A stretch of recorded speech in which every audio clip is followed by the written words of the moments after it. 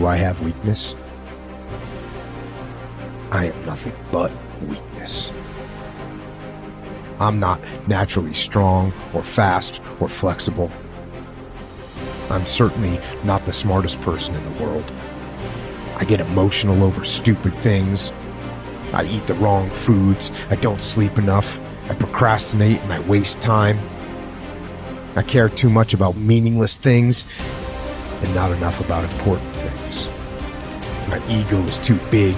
My mind is too small, often trapped inside itself.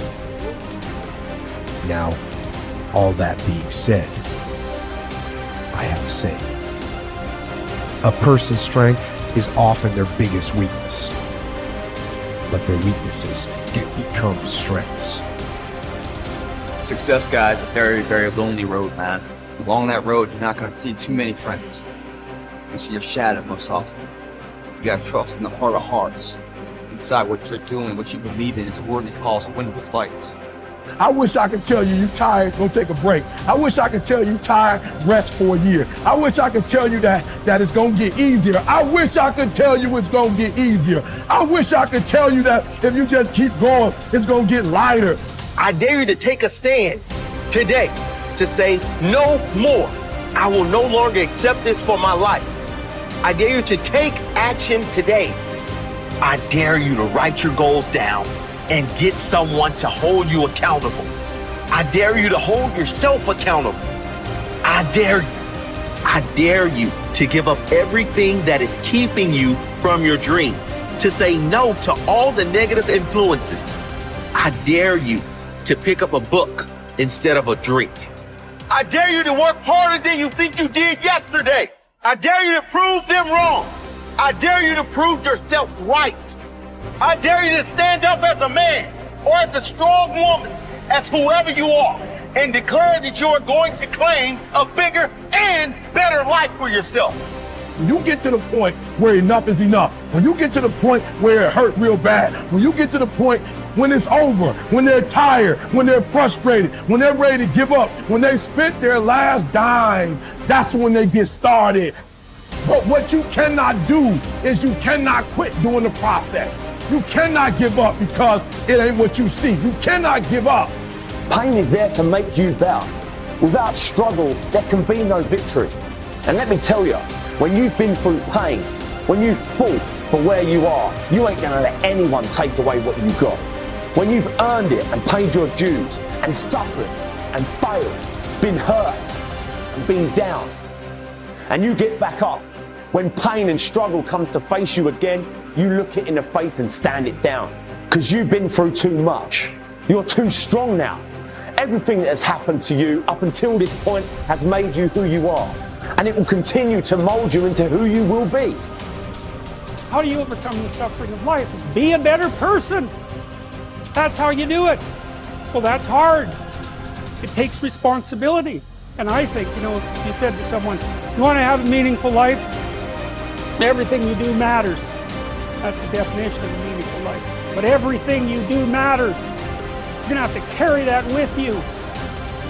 Or do you want to just forget about the whole meaning thing and then you don't have any responsibility because who the hell cares? That you can wander through life doing whatever you want, gratifying impulsive desires for how useful that's going to be. And you're stuck in meaninglessness, but you don't have any responsibility. Which one do you want? Well, ask yourself, which one are you pursuing?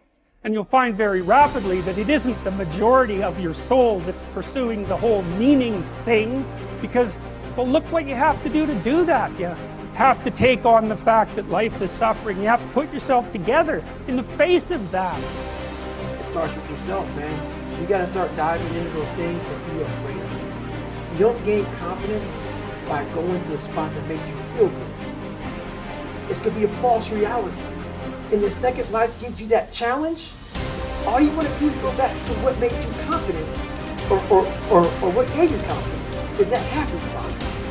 Now, what gives you confidence, what gave me confidence, was spending years at a kitchen table trying to learn how to read and write on my own, realizing I can't learn the way you learn.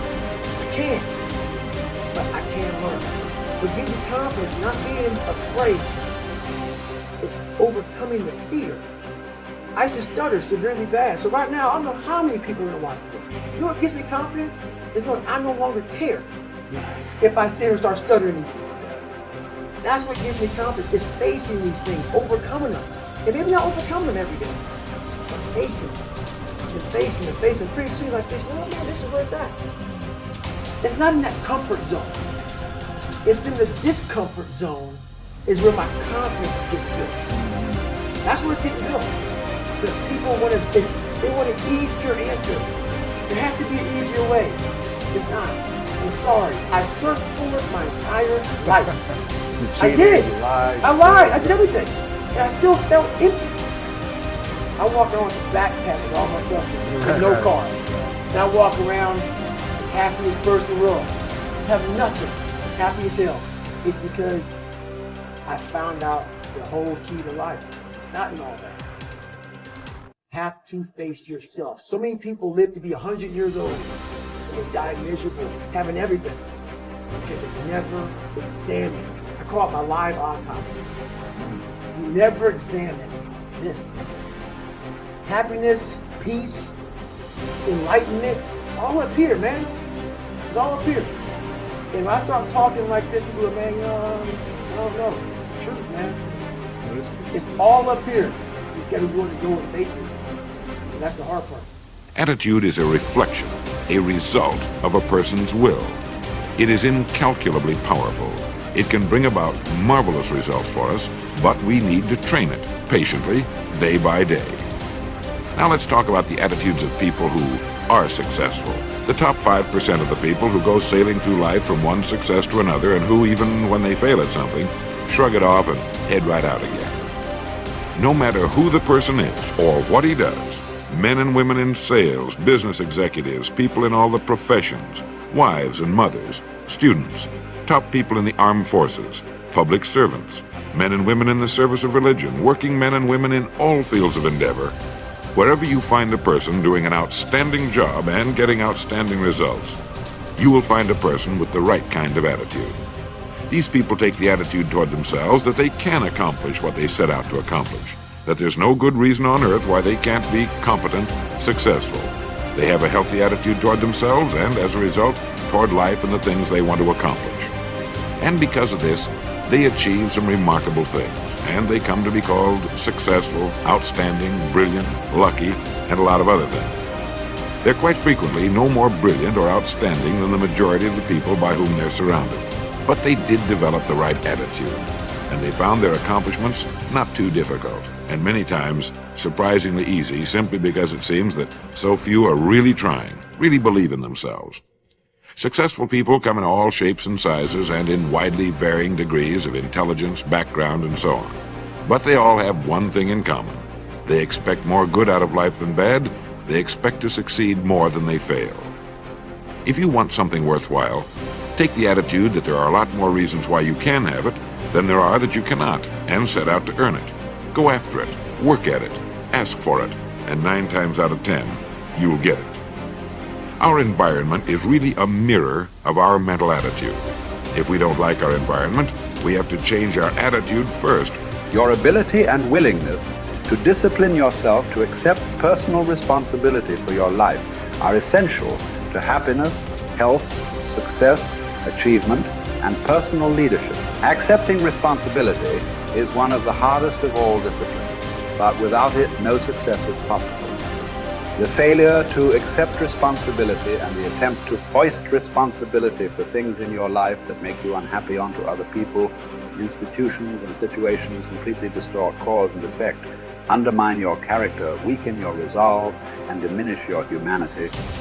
They lead to making endless excuses.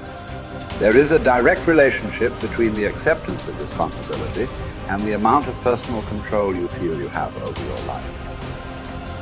This means that the more you accept responsibility, the greater sense of control you experience. There is also a direct relationship between the amount of control you feel you have and how positive you feel. The more you feel that you have a high sense of control in the important areas of your life, the more positive and happy you are in everything you do. When you accept responsibility, You feel strong, powerful, and purposeful. Accepting responsibility eliminates the negative emotions that rob you of happiness and contentment.